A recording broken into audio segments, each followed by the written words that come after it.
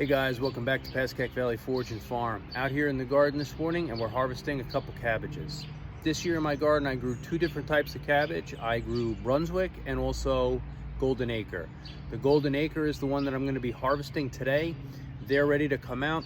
Golden Acre is nice. It's a smaller, more compact head of cabbage.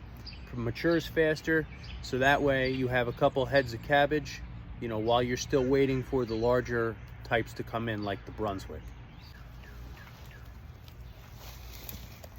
All right, so you can see not the biggest head of cabbage, but it's nice and firm. All right, we do have some bug damage, but nothing crazy, so it shouldn't be that bad. All right, again, you could see beautiful structure on this. Really good looking head of cabbage, just not as big as maybe some of the ones you're used to, ones you see in the supermarket. But again, these are ready to go. They're ready to eat while I'm still waiting on my Brunswicks to head up. So here we are a couple days later, and I decided I want to make some sauerkraut. Sauerkraut is super easy to make. I only need three things. I need my cabbage, I need some kosher salt, and to ferment it, I'm going to use this E-Gen fermentation bucket.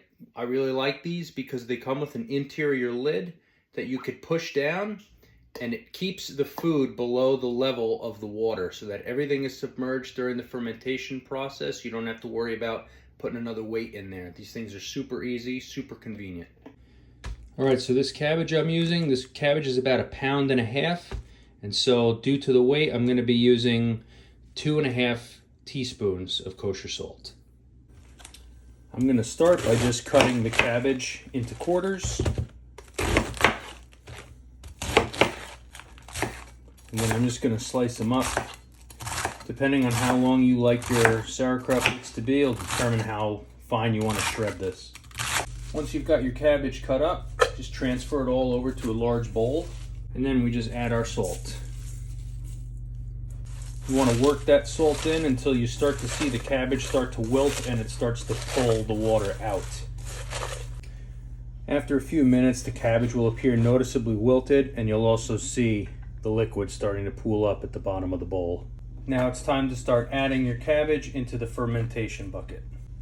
Once you've got all your cabbage in your fermentation vessel, just take any remaining liquid and dump it out over the cabbage.